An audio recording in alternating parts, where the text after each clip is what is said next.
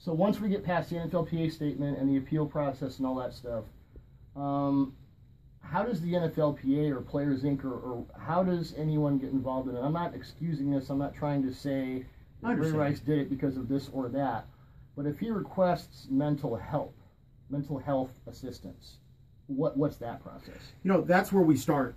And yes, there's an appeals process, and yes, there's always questions about what team he's going to be on, whether he's been cut, whether a player's been disciplined, how many games. I mean, obviously that tends to be the thing that drives the debate in media world. Where we tend to start is, where is the young man right now and what are his needs? What needs might he have with respect to his family? And so with that respect, one, I make it a point to never talk about any medical, emotional, psychological needs of any player. But one of the things that we have done and done more of over the last few years is making sure that we address the underlying issues that may cause any number of these things to occur. And it's why we do believe that in most instances it's not just the punishment that is going to drive a world where hopefully these things don't occur. It's going to be how well do we educate people who are coming into the business of football. If they do have needs, how well do we address those needs? If they do need help, making sure that wherever they are in the country, we can get them the help that they need. Because here's the problem. I mean, and the same with Josh Gordon. You know, now he can't go to the facility. He falls off the map. You know, this is a guy who may have, well, I'm going to put may have because I don't know if this is the first time or not. And now he's in a situation where he's sort of in the wind, and there's his wife, and what happens next? And the next question I'll ask is, why is it that those players in trouble are not able to avail themselves, and the spouses by proxy are not able to avail themselves of help from a franchise? And is there any help available in that case? Well, let me answer the last question first. Is there help available? Yes. And the PA, the NFLPA, provides a range of services, and we like to consider ourselves being in the position to provide every service and every need that a player might need in a certain circumstance. And it's nothing that we talk about publicly. It's nothing that we put on a billboard. But what we stress with our teams and with our reps is, if there is a player in need, and you and I have been in this business long enough to know that sometimes there are players in need, and it runs a range or a gamut of issues. But we are there to provide that help whenever it's necessary, and we continue to do it. So I don't believe that any player in any situation should be out on a lifeboat by himself. That's not the way that we view our mission. It's not just to defend them in a lawsuit or defend them against commissioner discipline or defend them in the drug policy program. It's to provide a service, and we're service providers. And thankfully, whether it's people in the trust that we created now that Bahati runs, where we provide a range of emotional, psychological, physical transition needs for players, whether it's our team advocates who are able to provide expert help to any player who needs it 24 hours a day, anywhere in the country. What if Janae Palmer calls you and says, I'm in fear for my life? There is no player in the National Football League and no spouse in the National Football League who will call the National Football League Players Association and not get the help they need. Okay. Roger Goodell, or through Greg Aiello, the NFL said it had not seen the video that was released this morning. The Baltimore Ravens have said that they did not see the video that was released this morning. Nobody has seen the video that was released this morning, despite the fact that several reports have said for months, you know, et cetera, et cetera. Does pass your smell test? I don't know. You know, Doug. Again, the former prosecutor in me tends to dive into the facts and get all the details first. I certainly know how to conduct an investigation. Yeah. So our job will be to go back with respect to this issue and deal with it all. And certainly that means knowing everything. But first and foremost, where we begin is how we feel about any act of violence, and it's uncalled for. It should never happen. When the 2-game suspension was first, I mean, because obviously you're on the side of the players, and it's never that simple, but, you know, you're on the side of the players. Were you actually relieved when the new domestic violence policy came out? And how much did Roger Goodell or anyone else in the NFL talk to you about that? Was it vetted past you, or were you involved in the process, or how did that work? We were told what the commissioner wanted to do because that falls under personal conduct. The league goes out of its way to make sure that we don't negotiate over things that fall into the personal conduct policy. Obviously, you know that we believe in having a neutral arbitrator for all sorts of conduct. I actually believe it's better for the game.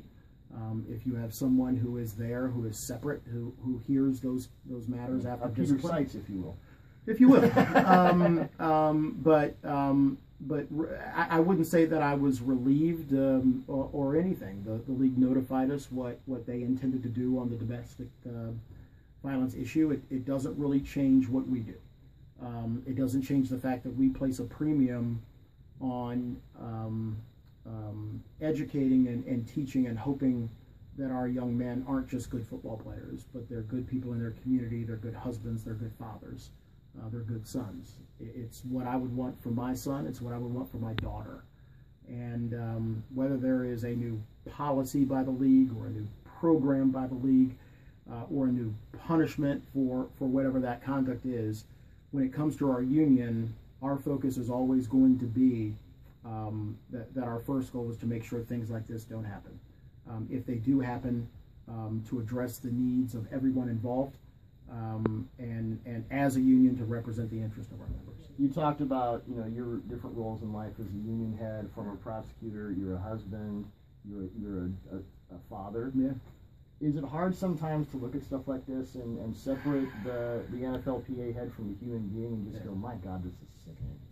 Well, you know, I think as a personal matter, you know, I've spent a lot of my career doing just that. You know, when you know, sometimes the toughest jobs are when you show up at a crime scene as a young prosecutor and you're holding someone's hand who's been a victim, or you're talking to a family member and they've lost someone through an act of violence, or even the other side. If you're in the role of like I was, where sometimes you're putting people in jail for a long period of time, you know, it's rarely one of those moments where it's a high five moment.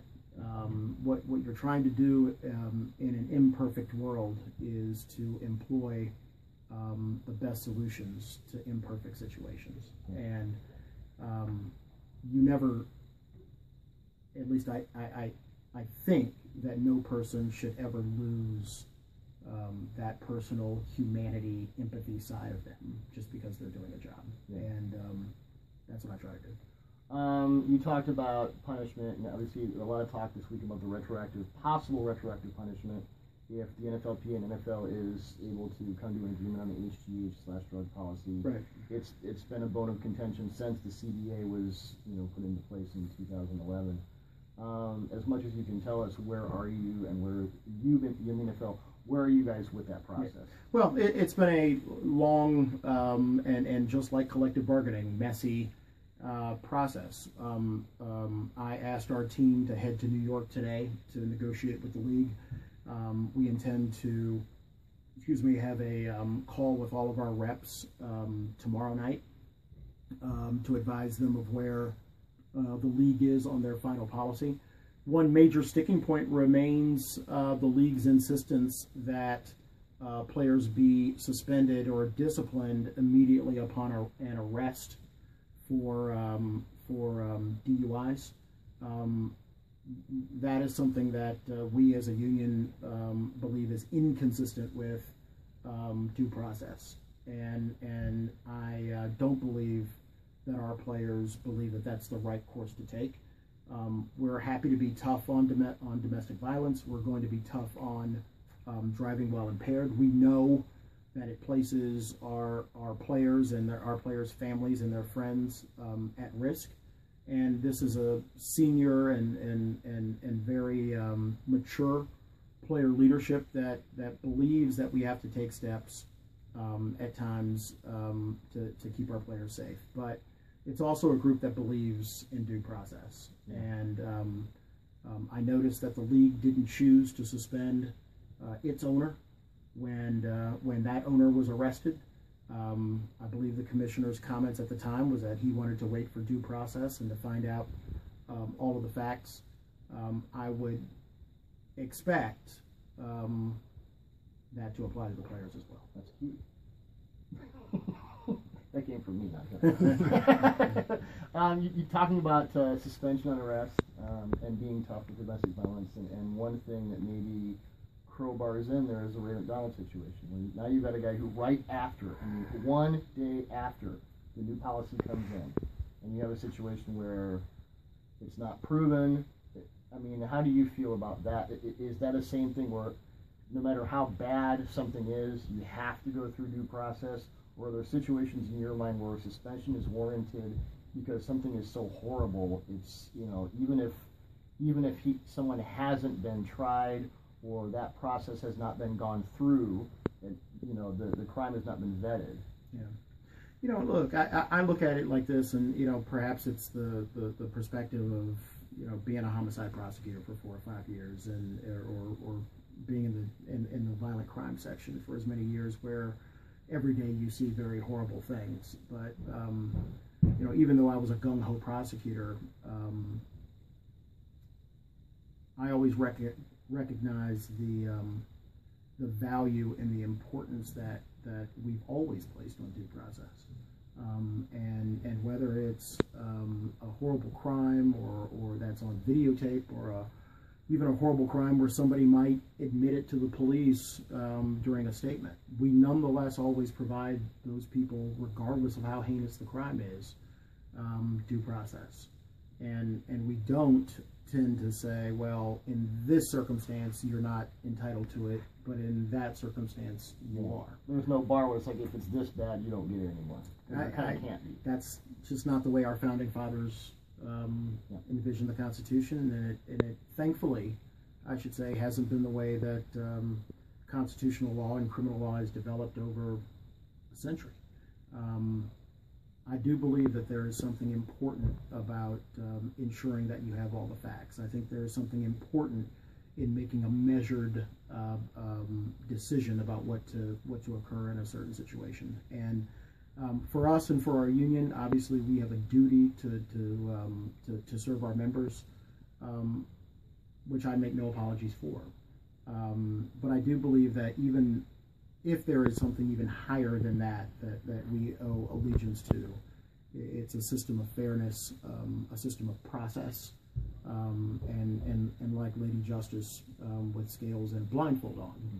You don't make determinations based upon how you feel about a particular case at a particular time that affects a particular person. One final question: how do we reconcile that with the Roethlisberger decision a couple of years ago and the Terrell Pryor thing, where, you know, his college suspension follows into the NFL? Because it seems like there are some movable goalposts on the NFL side. Well, and that's why at the end of the day, I believe our system is served where both players, owners, and the league office believe and know that the entire process is consistent, that it applies to everyone, and that there are measurable ways of demonstrating fairness. And I believe where you have instances where people can look at the way an owner was treated in one case and the way that a player was treated in another, or whether there is multiple punishments for what appears to be the same conduct, or where statements about the basis for the conduct seem to be inconsistent with other things you learn later. Or take, for example, the case that we came out of a few years ago on bounty, where the allegations that were made early on by the league were never supported by the facts after a due process hearing. When you have two commissioners going, that was interesting. Well, as long as one got it right. There you go. Just not the guy that was in there. Well, every now and then a zinger. Yeah. But at the end of the day, I do believe that any system of justice is better served when we know for a fact that it's one that's going to be fairly applied. Doug Farrar, Sports Illustrated, DeMaurice Smith, Executive Director of the NFLPA. My pleasure. Thank Good to you, see you sir. again.